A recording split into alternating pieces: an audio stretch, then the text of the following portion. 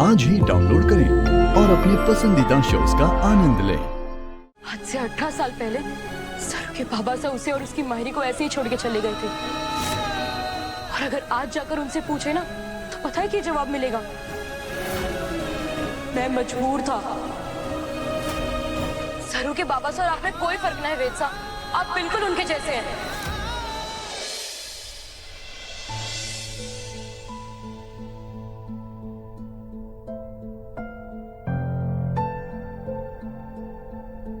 कैसी लग रही है तबीयत माँ?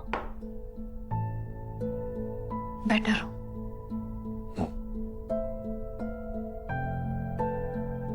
नाराज होना मुझसे, मेरे फैसले से। तुम्हें लग रहा होगा कि मैं कितनी बुरी माँ हूं जो अपनी जिद में अपने बेटे के साथ गलत कर रही है ना? ना वेद साहब, माँ कभी भी गलत ना हो गए। माँ तो कभी गलत होती ही नहीं है माँ। मैं जानता हूँ माँ, आपने अपने बच्चों के लिए, इस परिवार को मजबूती से खड़ा करने के लिए बहुत सी कुर्बानियां दी हैं। मैं जानता हूँ कई बार आपने हमें डांटा, हमारे साथ स्ट्रिक्ट रही, थोड़ी सख्ती भी की, लेकिन वो सब आपने इसीलिए किया क्योंकि हमारी माँ अपने बच्चों के लिए उनकी भलाई चाहती थी। और जब हमारी माँ हमें डांट रही थी ना, तब दिल उसका भी दुख रहा था। मैंने देखा है माँ हमेशा, आज तक अपनी जिंदगी में मैंने आपको फ्रंट पर लीड करते हुए देखा, चीजें संभालते हुए देखा, मैनेज करते हुए देखा। लेकिन कल आपकी आंखों में बेबसी थी, एक डर था जो आज से पहले कभी मैंने आपकी आंखों में नहीं देखा मां। हम में से किसी ने कभी आपकी आंखों में एक भी आंसू नहीं देखा, लेकिन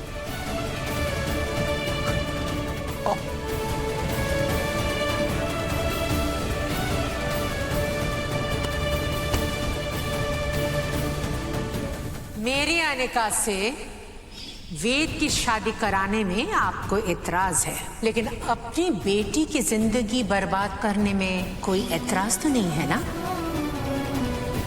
लेकिन अब मैं इतनी मजबूर हूं बेटा कि जाकर भी तुम्हें ना तो सच बता सकती हूँ। I'm sorry वेद, हो सके तो अपनी माँ को माफ कर देना।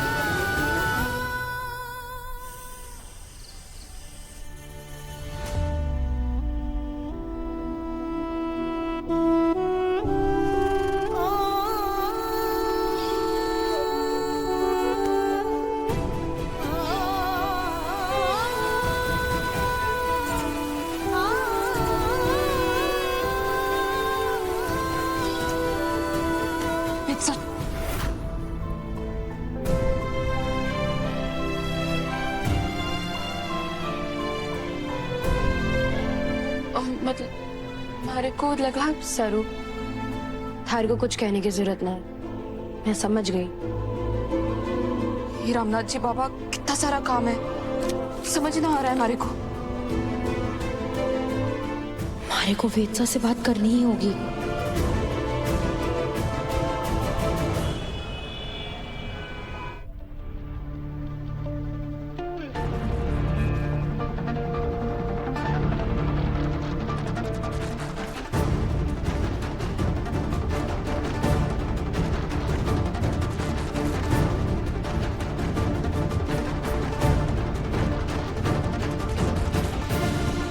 शायद इन बाईसा को पता ही ना है कि वेदसा कहाँ है।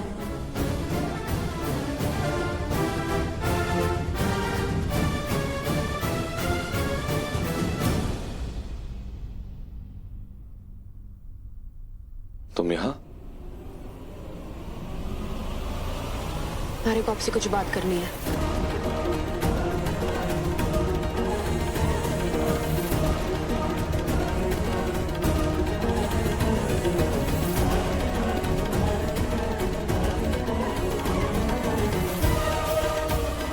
फुल्ला फुल्ला जैसी आवाज लागी।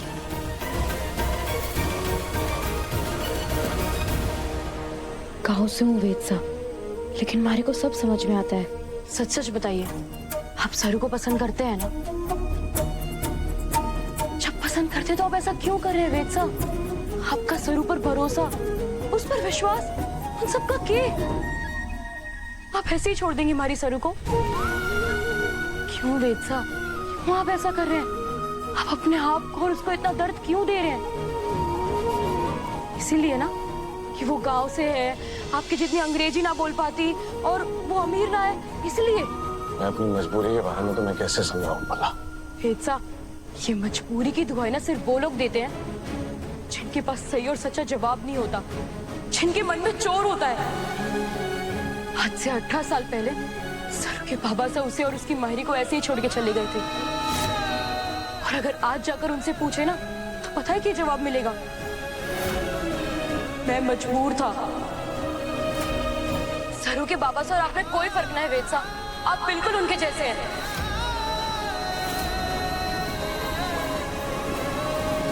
आप अमीर हैं, पढ़े लिखे हैं, मैं आपका मन तो ना बदल सकती, लेकिन मैंने आपसे इस तरह बात की, इसलिए मारे को माफ कर दीजिएगा।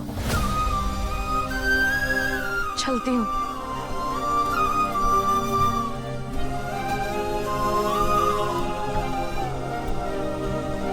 सबों को छोड़कर भागने ना हो भला। सच में बहुत मजबूर। और ये फैसला तुम्हारे वेद साहब अपनी मर्जी से नहीं ले रहे, मर्जी के खिलाफ जाकर ले रहे।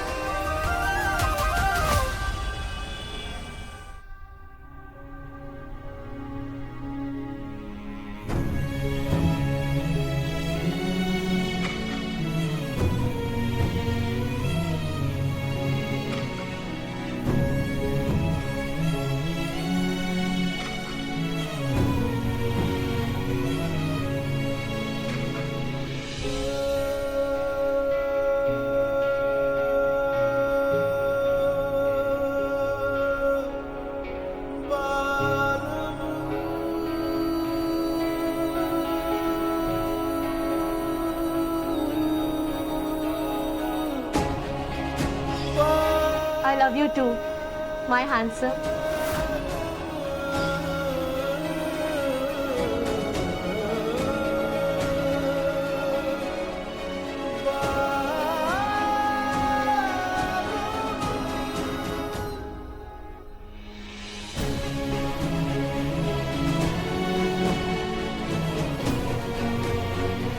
बहुत प्यार किया है तुमसे सर, लेकिन शायद मेरी मोहब्बत उन कहानियों में लिख दी गई है जो सिर्फ यादों में अमर होती। लैला, मजनू, हीर, रांझा, उनकी तरह आज मेरी भी दास्तान हमेशा हमेशा के लिए अधूरी रह जाएगी। ये अधूरापन कैसा? ये बेचैनी, खालीपन जो कभी ना लगा, वो आज इतना अपना क्यों लग रहा है? जिसके होने का एहसास कभी था ही नहीं, उसके जाने पर दर्द क्यों महसूस हो रहा है?